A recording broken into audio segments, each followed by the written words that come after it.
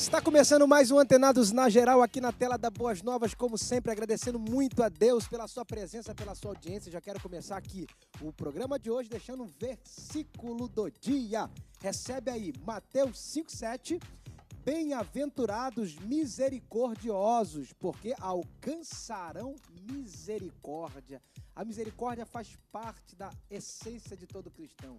Misericórdia é você ter um coração inclinado para a miséria do próximo. Então é importante isso. A misericórdia te livra de todo orgulho, de toda vaidade, quebra as barreiras do egoísmo, né? Que é importante porque você olha para o próximo, então você deixa de olhar mais para si e começa a olhar para a necessidade do seu irmão. É importante. Até lembrei aqui de uma poesia de John Donne, que ele diz: por quem os sinos tocam, por quem os sinos dobram. Aí ele vem falando sobre que os sinos dobram por todos. E é verdade. A gente tem que entender que todos somos uma família, somos irmãos e precisamos, quando um sofre, você sofrer também. Sentir a dor do próximo, sentir a dor do seu irmão. Esse aí fica aí o versículo do dia, já no início do Antenados na Geral de hoje. Muito bem. Hoje vamos falar um pouquinho sobre o Evangelho Simples. Para participar comigo aqui, eu convido ele, que é mestre em historicidade da religião, é pastor na Assembleia de Deus West Church Mission em Vila Kennedy, João Neres. Bem-vindo, Antenados na Geral. Obrigado, graças a Deus que nos dá a vitória por nosso Senhor e Salvador Jesus Cristo. Espero que seja mais um programa esclarecedor e uma bênção para todos. Maravilha! Para participar comigo também convido ele, que é pastor e teólogo, Max Cassim. Bem-vindo, Antenados na Geral. Obrigado, Pablo. Obrigado à produção. Vamos aí para o debate aí, tenho certeza que vai ser um bom debate. Para participar comigo também convido ele, que é pastor da Igreja da Cidade, Adriel Ambrósio. Bem-vindo, Antenados. Prazer estar aqui novamente, Pablo. Espero que seja um bom debate. Um bom debate é aquele que tem aquela intrigazinha básica e é esse que é o bom debate. Para participar também convido ele, que é presbítero da Assembleia de Deus em Bangu, Ministério de Madureira, é bacharel em teologia, presidente da União de Adolescentes da Assembleia de Deus de Bangu e das congregações, Jaziel Aguiar. Grande Pablo, um grande prazer estar aqui mais uma vez. Que a paz de Cristo seja com todos aqueles que vão assistir esse programa em diferentes plataformas e que esse debate possa, como sempre, alcançar vidas. Muito bem, vamos lá então para a abordagem Evangelho Simples. Tem muita gente até complicando o Evangelho, eu acho que é muito difícil, fechando a porta da entrada dos céus. Vamos falar um pouquinho sobre o significado do Evangelho Simples. Vamos lá. Existem tantas vertentes teológicas, denominações e segmentos cristãos que temos a sensação que o Evangelho de Cristo é algo complexo e difícil e que para vivê-lo e exercê-lo com excelência seja uma missão quase que impossível.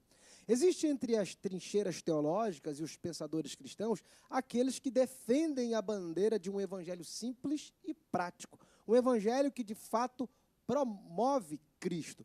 Pastores, vai aí a primeira pergunta aqui para vocês. Qual a proposta do evangelho de Cristo e o que o torna tão simples assim? O evangelho não é simplista, né? Mas ele é simples. De que forma que a gente pode compreender? Existe um grande missiólogo chamado Ronaldo Lidório, um dos maiores desse país, a quem nós respeitamos muito, eu creio que todos conheçam. E Ronaldo Lidório estava ministrando um determinado congresso de missões, como sempre. Quando terminou a palestra, veio um menino de 10 anos e perguntou para ele: pastor, como é que eu faço para ganhar os meus amigos da escola, meus vizinhos? E aí ele falou: você tem alguma experiência com Cristo? Ele falou: tenho. Então, você conta essa sua experiência para os seus amigos e isso já é a pregação do Evangelho. Aí o menino disse para ele: é só isso? Ele disse: é só isso. Ele disse: porque o senhor levou mais de 1 hora enrolando essa plateia. Então, eu acho que é por aí. O Evangelho, de fato, é simples e por causa dos debates teológicos, né, os homens complicam. Mas a simplicidade do Evangelho está em que o objetivo dele é alcançar os perdidos. E uma vez que esse é o objetivo, Jesus usou a forma mais fácil de alcançar os perdidos. Usava parábolas e usava coisas do dia a dia para que os perdidos entendessem a sua mensagem. Isso é evangelho simples para mim. Nosso querido Ambrósio, me lembrei aqui dos pais da igreja, né? Que responsabilidade, Adriel, carregar esse nome nas costas, né? Bom, o evangelho é tão simples, eu vou usar um exemplo brasileiro. A Assembleia de Deus ela começou em Belém do Pará. quem foram os missionários foi Daniel Berg e Gunnar Wing, 2 suecos. Eles não falavam português. Aliás, eles falavam apenas uma frase em português. E foi com essa frase que eles começaram a Assembleia de Deus, que é uma das maiores igrejas do país. Jesus salva, cura, batiza no Espírito Santo e em breve voltará. É só isso que eles sabiam falar em português. E foi assim que a igreja começou. Tem algo mais simples do que isso? Tem algo mais puro do que isso? Então, você pode até falar, mas que frase besta, que frase... Não, não é. Porque Jesus disse, eu vim para os que estão doentes. E quem está doente, ao ouvir uma frase dessa, essa frase tem um significado que aquela pessoa precisa. Então, na verdade, somos nós, homens, que complicamos, que contextualizamos demais e a gente acaba complicando uma coisa que é pura e simples. Eu acho... o Evangelho, por exemplo, ele apesar de ser simples, ele vai de encontro à necessidade de cada ser humano. Nós somos pessoas complexas, nós somos criados à imagem e semelhança de Deus. O nosso Deus é um Deus complexo e criou as galáxias, o universo. Nós também somos seres, na nossa pequenez, nós somos complexos. Mas o Evangelho, apesar dele ser simples, ele vem preencher a complexidade do nosso ser. O problema está quando a gente pega, digamos assim, a cláusula pétrea do Evangelho, que é simples, traz para a nossa complexidade, transforma aquilo em algo complexo e depois quer levar o Evangelho da forma complexa a gente o entendeu, ou que a gente se alimentou dele. Mas na verdade não é essa. A verdade é que o Evangelho tem que permanecer simples e puro, porque só assim é que ele vai continuar curando, salvando, transformando. Quando a gente começa a tentar dar uma ajudinha nossa de ser humano, aí as coisas começam a trazer problemas. Eu estava ontem pregando na igreja falando exatamente sobre essa simplicidade, que o Evangelho ele é verdade quando é verdade em mim, quando é verdade na minha vida, quando o ser é pacificado, porque o reino de Deus não é comida nem bebida, é paz, justiça e alegria do Espírito Santo. O próprio Cristo falou sobre isso, né, que o reino de Deus não está ali nem lá, está em nós. Então é simples porque está dentro de nós, é um reino de Deus que mexe com o meu interior, faz uma metamorfose, uma metanoia dentro de mim, que me leva a viver com qualidade de vida, como o Adriel falou aqui, através das relações humanas. Deus quer ser atravessado no próximo, quer ser amado no próximo. Né, Max? Pablo, essa discussão, esse debate não é de agora, esse debate já é bem antigo já. Até mesmo estou escrevendo um artigo falando sobre Erasmo de Roterdã para a faculdade secular e falando justamente sobre essa questão, que o Erasmo ele batia muito na questão da simplicidade do Evangelho. Antes, vamos dizer que o período pré-reforma. E ele tinha algo que ele chamava de filosofia cristã, que ele falava que a religião, na verdade, o cristianismo era interior, não exterior. Então ele começa a falar sobre a questão da simplicidade, porque se focava-se mais em coisas que desvirtuava do que aquilo que era o essencial. O essencial é você se arrepender dos seus pecados, confessar Cristo como seu Salvador, e aí você será salvo.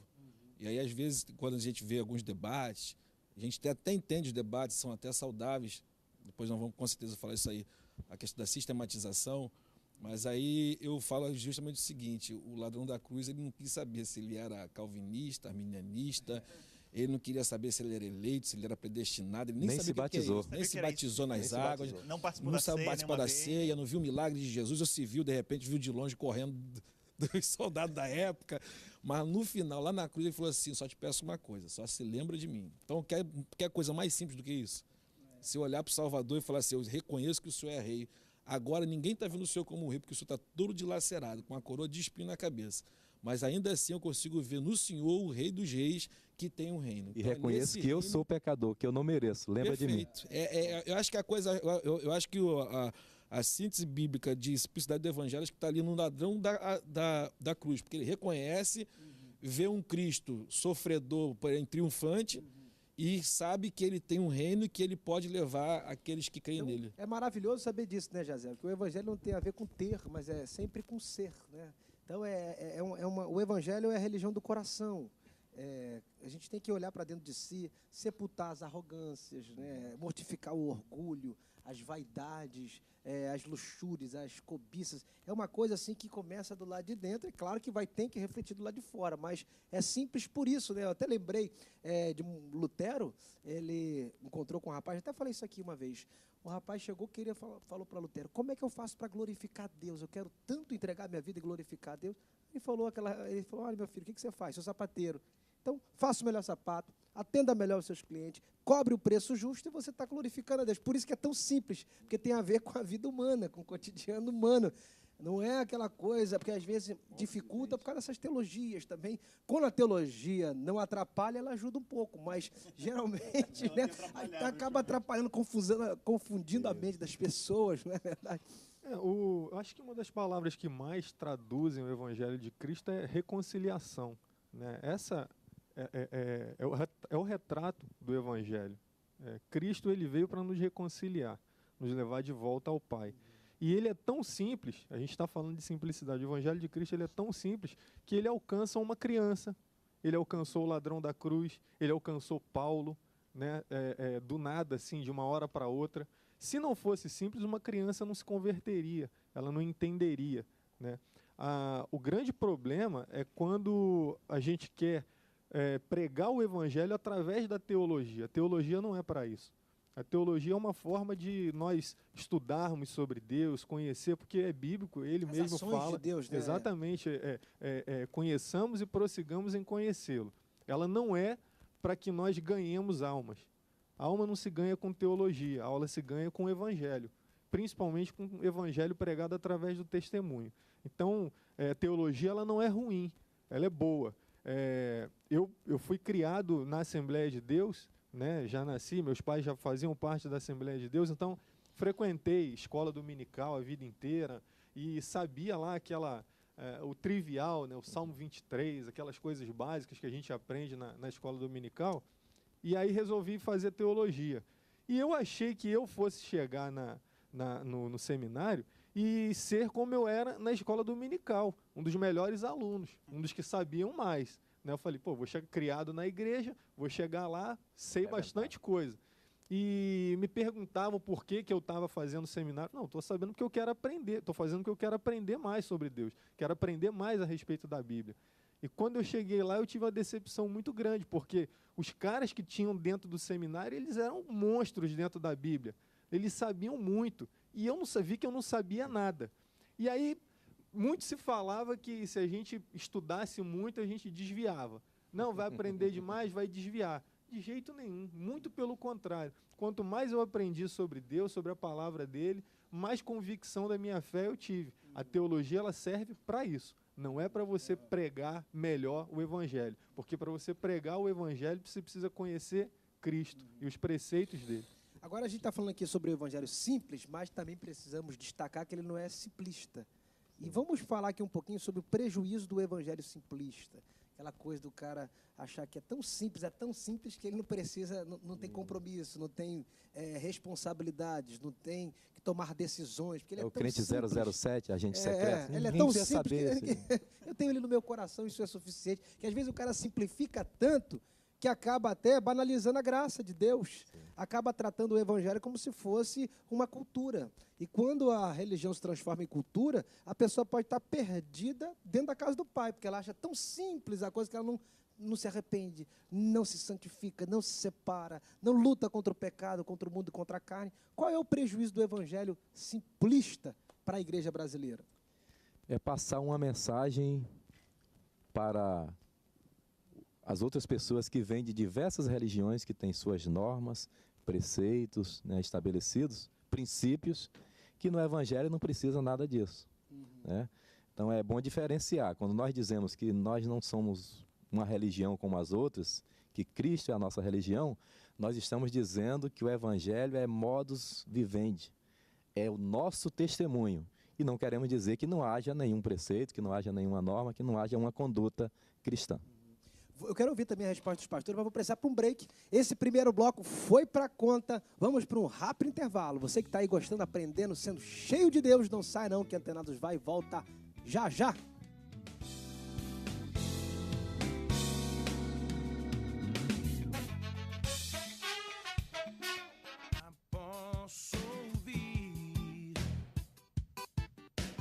Estamos de volta aqui, segundo bloco, Antenados na Geral, como sempre, agradecendo a Deus pela sua presença e audiência. Você aí sempre será o patrimônio da Boas Novas. Um beijo grande para você que participa, manda mensagem de gratidão para a gente. Por isso, já convido a você a participar comigo. Salva aí, ó, o telefone vai passar debaixo da sua telinha. Manda para mim perguntas, temas, textos, vídeos no WhatsApp. Quero a sua participação, esse programa é seu. Lembrando que temos um canal no YouTube com temas dos mais diversos e uma página no Facebook para você curtir, compartilhar, seguir, dar um joinha lá. Muito importante a sua participação. E lembrando, perdão, já ia esquecendo, você também pode ser um semeador. Participe dessa grande obra que Deus está realizando. Semeie, você que é grato, é abençoado por esse programa, abençoa aí a gente para ficar aqui de pé, pregando o Evangelho até a volta de Cristo. Obrigado. Pastores, então, aqui o João respondeu sobre o problema do simplismo. Passar aqui para o Adriel. Será que a igreja brasileira pode sofrer muito quando ela simplifica demais o reino de Deus, as coisas? Pode. Bom, uma frase que Jesus sempre falava quando ele encontrava pecadores e pessoas que realmente se arrependiam é: tua fé te salvou ou tua fé te curou, vá e não peques mais. Ao mesmo tempo que isso é simples, mas exige um comprometimento eterno. Vá e não peques mais, ou seja, não volte a repetir mais isso. É uma coisa muito simples, olha, você está salvo, você foi perdoado, você é nova criatura, esquece o passado, eu te dei um novo nome, agora você é meu filho, mas daqui para frente não volta mais para trás, não olha para trás, não volta mais atrás. Então há uma confusão entre o simples de que parece às vezes muito fácil, a graça de Deus ela é tão maravilhosa, poxa, eu não merecia ser salvo, poxa, Deus não merecia, eu não merecia ir para o céu, eu não merecia nada disso, mas pela fé, ao confessar meus pecados e reconfessar Jesus como meu único, Deus salvou minha vida mudou. E agora eu posso continuar minha vida do meu jeitinho e saber que eu estou salvo. Não é bem por aí, não é bem por aí. Eu não gosto muito de usar aquele, você tem um preço a pagar. Eu sei que nós até temos, mas eu não gosto de usar muito isso, porque você acaba confundindo graça com lei, e por aí, e no Brasil se vira um escambau. Mas Jesus diz, no mundo tereis aflições, mas tem de bom ânimo, eu as venci. Então as pessoas acham que elas vão aceitar Jesus e que vai estar tudo ok. Não, nós vamos ter problemas sim. Nós vamos ter problemas sim, mas nós temos que confiar no Senhor e permanecermos em fé. O Evangelho é simples, mas você vai ter um trabalho dia a dia, mês a mês, semana a semana. E outra, não existe Evangelho sem mudança de mente. Evangelho é com mudança de mente. Eu dizer que o Evangelho é simples e não pregar a mudança de mente, eu estou tornando o Evangelho algo simplista. O Evangelho é simples, mas ele muda. Aliás, o verdadeiro Evangelho, que eu diria que até que o Evangelho falso não vai causar metanoia, mas o Evangelho simples e verdadeiro, ele vai causar a verdadeira metanoia. Tem uma atitude também simplista que a igreja brasileira tem cometido um grande erro, e até confundindo a mente de muitas pessoas, por exemplo, no final da mensagem, o pregador faz um apelo, e quem quer aceitar Jesus? Aí o cara levanta, eu aceito Jesus. E o cara acha que aceitou Jesus porque levantou a mão e disse que aceitou Jesus. E aí a pessoa vai para cá dizendo que está com Jesus na vida dela. Mas não se arrependeu, não deu as costas para o mundo, para o pecado, para a carne. Esse também é um grande erro, né, Max? Achar que levantar a mão é aceitar Jesus. Pablo, isso é também arranjo cultural nosso histórico. Quando a igreja chega aqui no Brasil, a igreja pega aqui os índios, e os índios já tinham as suas crenças e a sua religião. Então, como fazer para tentar evangelizar os índios e tentar, de alguma forma, ganhar eles para o cristianismo? E alguns deveriam prestar contas com a igreja ou com a monarquia, enfim. Então, o mais simples possível. Então, a história vai dizer, muitas histórias vão dizer, que os índios viam uma mulher no meio da mata, que acreditavam que era o espírito da mata, da natureza, e que a igreja vinha dizendo que aquela dali era Maria. E acreditava-se piamente, então, tipo assim, junto isso aí, que é isso aí mesmo. Você só vê, só muda o nome, mas a pessoa é a mesma. E aí, quando você vai ver depois mais para frente, vai chegar um ponto que eles estão nessa ânsia, tanto de querer falar que estão, que aí acaba dizendo, na verdade, que nós não fomos cristianizados, fomos colonizados, conforme você falou. A igreja chega aqui não como religião, a igreja chega aqui como cultura, e cultura do povo de Portugal. Tanto é que acreditava-se que quem pertencia ao cristianismo era português. O fato de você levantar a mão para o alto e aceitar Cristo como teu salvador te tornava um cidadão português. Tu não era mais alguém perdido. Era assim que se acreditava. Então, vai deixar depois bem claro a história, dizendo que muitos chegavam e falavam assim, você sabe pelo menos rezar o Pai Nosso? Sei. Então, meu filho, tu já está crente já, tu já é crente, já é convertido. A gente vem caminhando e vem chegando nessa questão, entra naquela questão da confissão em público. E a confissão em público ali não é confissão em público chegar a levantar a mão para o alto, é o viver Cristo publicamente. Só que aí se entende algumas linhas, educações e ensinamentos que nós tivemos bem antigos, que ainda em alguns lugares continuam mantendo, é que se tem que ir lá, levantar a mão para o alto e confessar. E aí as pessoas têm essa ideia errônea. E a igreja, em contrapartida também, não generalizando, mas em algumas, não tem o cuidado de chegar, pegar aquela pessoa que levantou a mão para o alto e ensinar o que é realmente o evangelho, o discipulado, o que é o evangelho, o que é a igreja, o que é Cristo, o que é a salvação, como é que é o arrependimento, porque aí entra daquilo que o Ambrósio disse aqui muito bem, que aí tem a questão da metanoia e da metamorfose. Porque a minha mente ela muda, mas as minhas atitudes têm que mudar também. E muda de uma forma que não pode voltar mais. E aí alguns vão dizer que metanoia ela estica e depois volta para o mesmo lugar. E a metamorfose não, ela vai e não volta mais. Então a minha mente ela acompanha, muda e minha atitude vai mudando e vamos mudando todo mundo.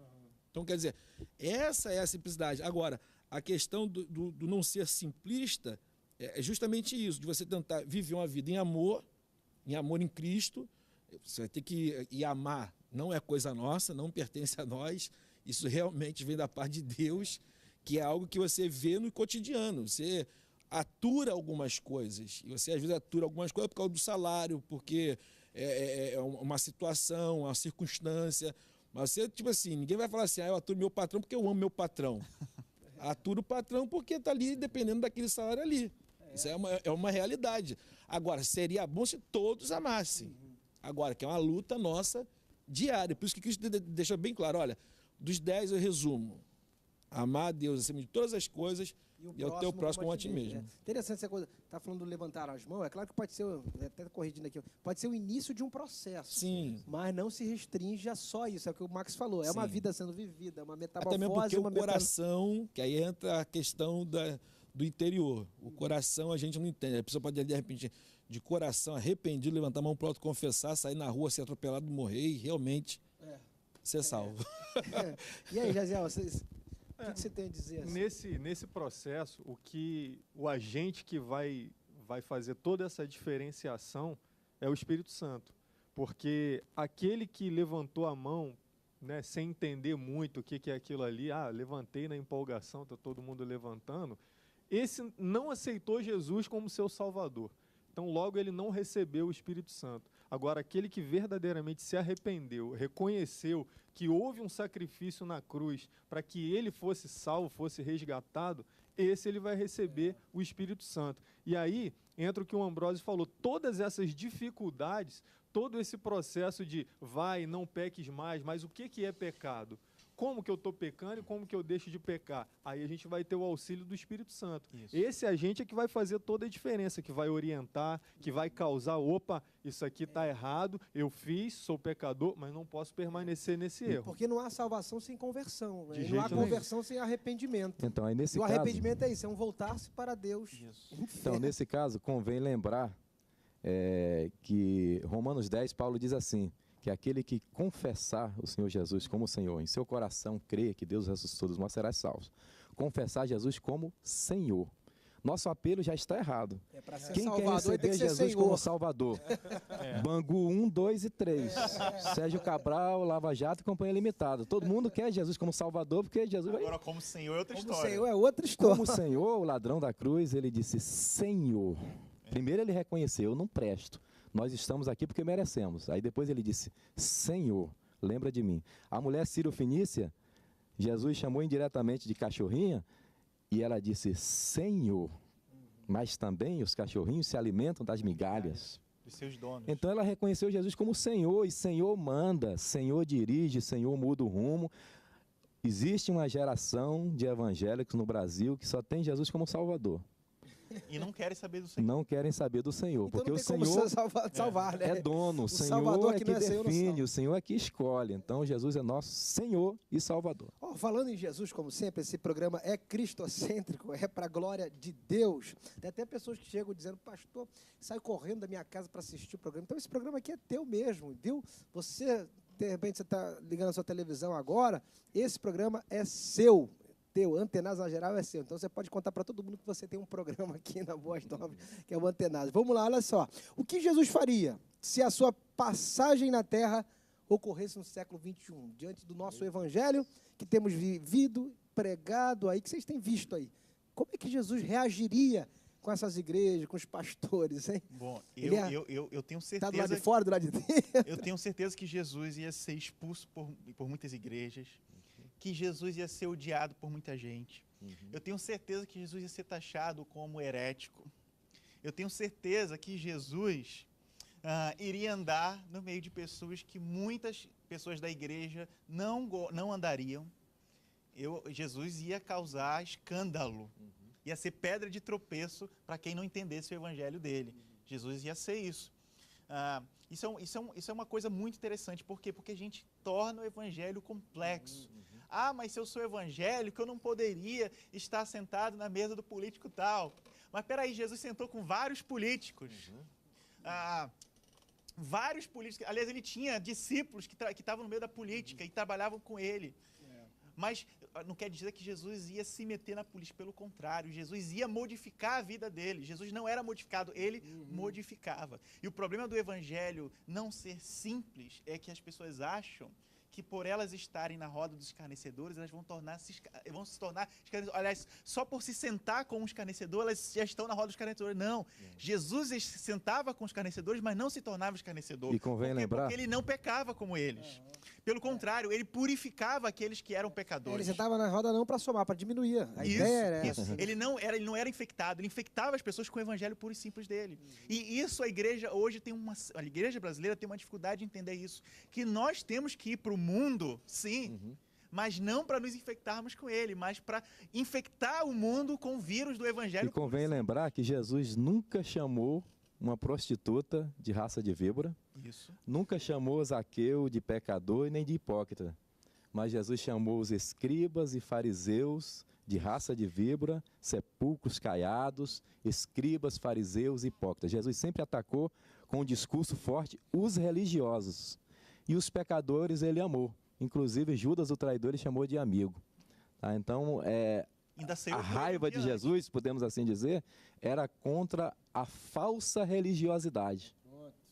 E ele faria a mesma coisa hoje com alguns, ou com muitos, talvez a maioria. Cuidado aí, para não cair na pele do fariseu e do saduceu, né? Sabe qual a diferença do fariseu para o saduceu? O fariseu, ele vai farejando aí, farejando os pecados dos outros, os fariseus. E o saduceu fica seduzindo as pessoas. Tá cheio, hein? Tá cheio de gente seduzindo e farejando o pecado dos outros aí. Vamos para um break, mais um intervalinho. Você que está aí gostando, aprendendo, anotando, crescendo, não saia não, que Antenados vai e volta já já. Pode confiar.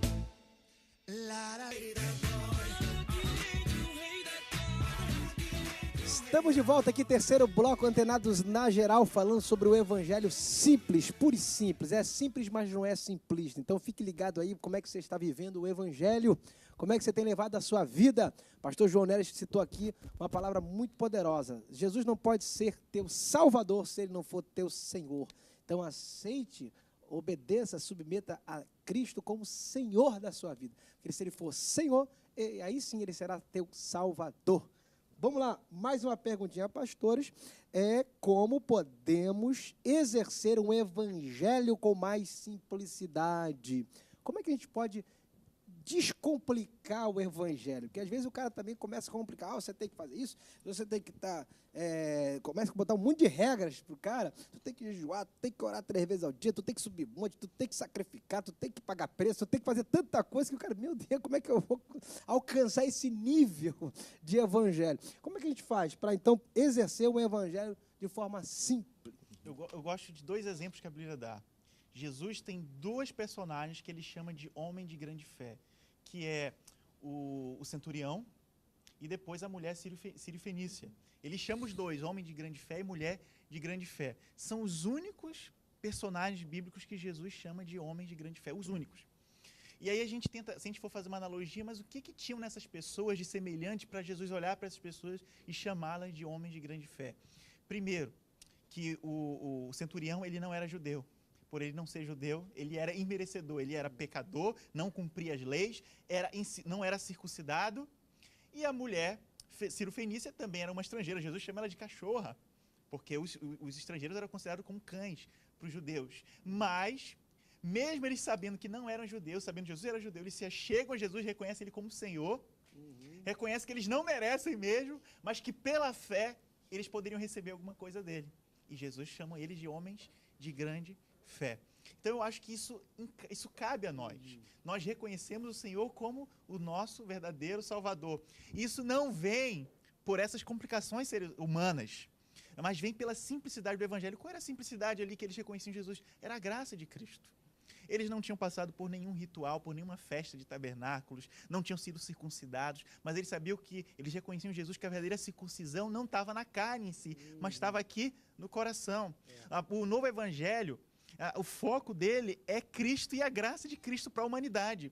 O novo Evangelho, o Novo Testamento, ele fala de jejum, fala de oração, fala de uma série de outras coisas, mas aplicadas a contextos específicos. Se fulano está passando por um problema, e aquele problema eu posso aplicar o jejum, a oração, vou aplicar.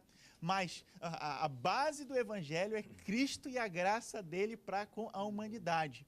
Quando eu começo a complicar, colocar regras, aí eu estou me tornando um fariseu. Olha, para você ser cristão, você tem que fazer isso, isso e isso. Guardar o sábado. Guardar o sábado e fazer aquilo, e cortar o cabelo assim, assado, isso e aquilo, tatuagem, não tatuagem, e por aí vai. Por aí vai. Mas o Evangelho ele é puro e simples. Ele só chamou homens e mulheres, homens de grande fé, aqueles que reconheceram essa simplicidade, que não buscaram religiosidade ou tradições ou preços a pagar com a própria carne, mas matando a verdadeira carne, que é a carne do coração. Eu digo que o evangelho é simples por vários motivos. Quando alguém te amaldiçoar, abençoe. Isso. Quando você for injustiçado, não faça justiça com as próprias mãos, né? Mas libere a pessoa.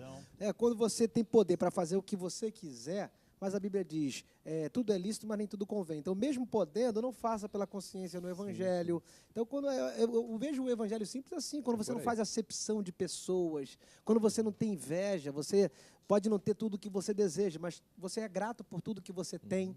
O Evangelho sempre está aí numa vida saudável, uma qualidade de vida. Nós estamos em 2017, e final do ano já quase, completando 500 anos da Reforma. Porventura não foi para resgatar a simplicidade do Evangelho que a Reforma aconteceu? Sim, era só isso. Porque, considerando o modelo dos fariseus, a lei já era meio complicada. A lei tinha normas e preceitos. Aí os fariseus vão acrescentar mais cerca de 613. Né? Meu Deus, já era complicado. Eles complicaram mais ainda. E eles se consideravam tão santos que dizem, se 3 pessoas entrarem no céu, acho que um era fariseu, mais ou menos assim. Então, aí Jesus vem pregando de maneira simples e eles ficam enfurecidos com Jesus. A mesma coisa aconteceu na Reforma. A igreja começou com um evangelho simples, de casa em casa, não tinha templo. O primeiro templo foi construído por volta do ano 300. Então a igreja vivia na simplicidade, nas suas células, nas suas casas, nos seus cultos simples. Mas aí depois vieram os templos suntuosos, veio a Idade Média, a igreja se tornou religião oficial do Estado, depois elas... o Papa alcançou a supremacia sobre as nações, inclusive gerenciando sobre reis e príncipes. Aí começou a complicar. Saiu da simplicidade e a reforma visa trazer simplesmente de volta o Evangelho. Então a pergunta é como voltar a simplicidade do Evangelho? Voltar às origens, voltar ao Evangelho de Cristo. Só a fé, só a graça, só Cristo, só Deus a glória. Isso, 5 solas. 5 solas. Só lhe deu glória. Só a Deus a glória. E a gente falando aqui dessa simplicidade, eu lembrei de Gálatas ali, quando Paulo também combate as obras da lei, porque havia leis ali que os mestres, os rabinos acrescentavam acima da Torá. De Deus. Não, e Jesus diz no discurso de Mateus 23 que vocês colocam tanto peso que nem vocês conseguem e querem que os outros cumpram. Existe uma palavra, Pablo, que banalizou. Ela está presente em várias frases que a gente usa no cotidiano, que é o amor. O amor ele está presente, por exemplo, num slogan de uma cultura hippie, paz e amor. Paz e amor. Final do ano a gente deseja saúde, paz, amor para todo mundo. Mas ela banalizou, ninguém sabe mais o que significa verdadeiramente o amor. Então você quer pregar um evangelho simples? Prega o amor. Porque tudo isso que a gente está falando aqui, seja misericordioso, né? Não inveje, dê a outra face, você só consegue através do amor. Não esse amor que a gente fala de forma banal, mas o amor que já foi falado aqui nesse programa, o amor que vem de Deus, que não é nosso, é dom dele. Né? Esse é o amor que vai trazer um evangelho genuíno, porque é esse que Jesus pregava. Quando ele teve compaixão do ladrão da cruz, da mulher cirofenícia, foi movido pelo amor. E aí se a gente prega, faz teologia, vários temas, né, desenvolvem várias mensagens, mas aí um mendigo vem e monta sua caminha na frente da nossa igreja e a gente não consegue ir lá demonstrar o amor por ele, o que adianta? Não adianta nada. Exatamente isso. Se o evangelho não for verdade de mim, tudo é uma farsa. Tudo aqui é uma farsa. Né? Ainda que eu falasse a língua dos ainda anjos. Que eu falasse a língua dos anjos. Então, nada valeria. A gente tem que mostrar para o povo que o evangelho não é uma farsa, não é uma história da carochinha. De que forma? Quando o evangelho se materializa na minha vida pratica. E me transforma. É aí que a gente deve... Esse é o evangelho que muda. Porque se não muda, vamos cada um para suas casas, cada um vive sua vida, porque a gente não pode perder tempo aqui com entretenimento, com historinha, né? Filosofia. Mas então tem que ter mudança. Viver isso hoje em dia é ser esquerdista, ser marxista, que é a coisa que o povo... Que é o que o pessoal da Missão Integral faz e que é massacrado. Não estou falando aqui de invenção, estou falando aqui de experiência de vida, de vivência. Se a gente se reunir e dizer que, evangelho simples, tá bom, vamos tirar toda a vaidade humana, o máximo possível, difícil, vamos tentar o máximo possível esvaziar de vaidade humana. Porque, na verdade, por que tem todos esses preceitos e costumes? Para tentar prender alguém em algum lugar. É simples. Se você sair daqui e ir para outra igreja, você está amaldiçoado. Que evangelho é esse? Onde está na Bíblia isso? Onde está na Bíblia isso? Se você cortar o cabelo, o diabo tem um anjo no céu guardando os fios de cabelo que você cortou. Se você... Enfim, aí você vai entrando por essas linhas, você vai ver que tudo isso, depois no final, é só vaidade humana. Aí, quando a gente chega falando do evangelho integral, de uma missão integral, o evangelho para o homem todo e todos os homens, aí as pessoas vão dizer o quê? Não, você está querendo fazer um ativismo. Não é um ativismo. A gente vai ajudar a quem, sem olhar quem e sem esperar nada em troca. Isso é o evangelho. Jesus nunca falou assim, olha, eu vou te curar, mas você tem que me seguir. Não, é igual hoje. Hoje em dia você vai em alguns lugares, tem lá uma cesta básica. Não, é para quem? É da igreja? Não, então não dá não. Que é isso, gente? Ou então se der, de pessoas. Então se der, a pessoa tem que voltar e frequentar a igreja porque você deu. Que amor é esse? Ou tem que assistir o culto todo para receber no final. Vocês estão conseguindo entender? É por isso que eu estou querendo dizer uma isso. Moeda de troca. A gente que eu falo que eu sou da Missão Integral. A gente que eu falo é justamente por isso. Porque quando a gente faz essas coisas, a gente chega, conforme foi dito aqui pelo Ombrado, muito bem. Se Jesus estivesse aqui hoje, Jesus estava sendo massacrado. E se viesse o João Batista, seria massacrado da mesma forma, porque o próprio Cristo disse isso. O Cristo falou, olha, tinha um aqui que não bebia, não comia, não andava com ninguém, vocês arrebentavam ele. Agora vem eu, como, bebo, sendo todo mundo, sou o beberrão, o cachaceiro, o pecador, o estelionatário, sou tudo agora também. O que vocês querem? Vocês estão igual criança. Toca uma música aí pra gente dançar. Não tocou do jeito que gosta, tô triste, tô chateado. Justamente porque a vaidade humana. Se a gente conseguir, Pablo, se anular, fazer como Paulo disse ao Filipenses, esvaziarmos de nós, da nossa vaidade, do nosso ego, o evangelho vai ficar tão simples, que nem debate vai haver, nem discussões vai haver. É só voltar às origens. Eu entendo, a gente brinca com marxismo e essas coisas. Eu acho que a igreja não precisa seguir modelo humano nenhum, nem teologia. O evangelho é suficiente. O evangelho é suficiente, puro e simples como ele é. Só voltar a Atos dos Apóstolos. Eu tenho como modelo de igreja Antioquia. O modelo de igreja deveria ser Jerusalém, mas Jerusalém falhou. Falhou porque ela tinha o social, mas ela não tinha missões. A igreja ficou trancada, ela não saiu. Entendeu? Apesar dela ter feito, caiu na graça do povo, ela não saiu. Aí Deus permitiu a morte de Estevão para que a igreja saísse. E aí em Antioquia, a igreja dali vai para todas as nações. Paulo vai escrever metade do Novo Testamento. Em todas as viagens missionárias, Paulo volta para Antioquia. A base que deveria ser Jerusalém é Antioquia. E Antioquia manda uma ajuda para Jerusalém que está passando fome. Porque deram para os outros, ajudaram os pobres, mas não saíram para fazer missões. Eram para eles se despojar de tudo e sair para o campo. E eles não fizeram. Então, Antioquia é o modelo. Voltemos para Atos dos Apóstolos e nós teremos a igreja que Jesus quer. E aí, Jaziel, se Jesus estivesse hoje, fosse nas igrejas aí, que Ele você ia ter acha? um grande problema. Ele já ia começar a ter um Deus, é grande que problema. Deveria ser o contrário, né? Deveria ser a grande solução da igreja, Jesus chegando. Ele ia ter um problema, porque ele pregava um evangelho de partilha. E hoje a gente vive um evangelho de acúmulo, né? Então ele já ia começar por aí. Mas Lembrando que a gente não está generalizando, né? Porque Lógico, isso que é perfeito. importante destcar. estamos falando de senão a nós gente- mesmos. estamos falando de né? nós Estamos mesmo, porque senão- atacando- reino dividido não subsiste, Não tem comércio senão- no templo. Ele não ia É. pegar chicote para bater em ninguém. Não tem comércio no templo, não. Né? De forma alguma. Porém, Jesus, ele era mestre. Ele era dotado de grande sabedoria.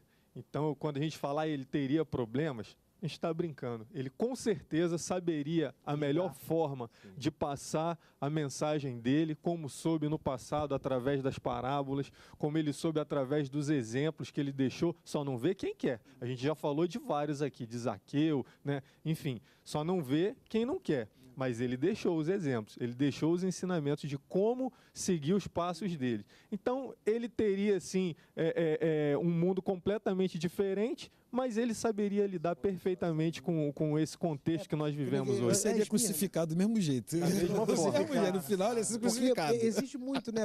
Como a igreja de Esmirna, que ela tinha fama de que vive, mas estava morta. Não, Não, mas Esmirna Esmirna não. não. Não, era Laodiceia. Laodiceia era morna. Laodiceia. Era a igreja Laodiceia morna. que ele É. fala que eis que estou à porta É. e bato. Eu tenho até uma imagem de Facebook que eu gosto muito, que me Jesus engano, está é Pérgamo. tentando entrar e o povo dentro da igreja fechando a porta, fala assim, não deixa ele entrar não, senão vai causar problema pra gente aqui. Vai querer mudar tudo aqui dentro. Mas não é Laodiceia, não é Pérgamo não, também não. Acho que é a... É depois de Esmirna, não É lembro. Pérgamo. Ou é Sardes, se não me engano é Pérgamo. Sardes. É. Aí Dizem que vive e está morto. tem fama de que vive, mas está morto. Então, assim, a gente, às vezes isso acaba acontecendo mesmo. Se você não entender o Santo Evangelho, você pode estar com uma fama de que vive, que é um cristão, do lado de fora, mas pode estar com o coração distanciado de Deus. Então, é importante a gente fazer o autoexame, né? O voltar-se para dentro de si e saber se Jesus está com você. Porque o cara pode estar com o templo, pode estar cantando, pode estar no meio dos amigos cristãos, pode conhecer o evangeliquez, a gira evangélica, glória a Deus, Pai do Senhor, aleluia. Mas, se Jesus não estiver na vida dele, ele pode estar que nem o irmão mais velho da parábola do filho pródigo, perdido na casa do pai. Então, esse aqui, né, que seja um despertar. E tem uma coisa, Paulo. Às vezes, esse indivíduo, ele acha que, Deus não está mexendo comigo aqui, né? Não está falando nada, então eu estou no caminho certo. Mesmo ele sabendo, no fundo, que ele está errado. Mas, Deus não está falando, não está se movimentando. Só que aí, vamos lá para os ensinamentos de Jesus, né? Só a gente lembrar do joio e do trigo.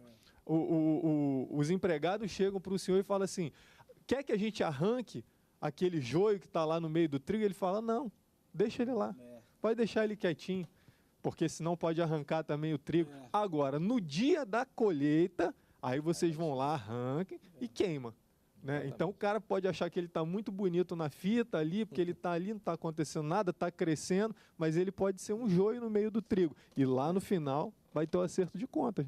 Maravilha, olha, é forte. Esse final de bloco aqui está sendo um despertar, sacudindo a videira. Então, eu acho que é Laodiceia, mas vou no intervalo, vou ver aqui e depois respondo. Acho que é Laodiceia, a igreja que tem fama de que vive, mas está morta. Break, tem mais um bloco, quarto e último. Vamos finalizar com chave de ouro. Não saia não, Antenados vai e volta já já. Deus está com você. Siga e não pare. Olhe sempre adiante.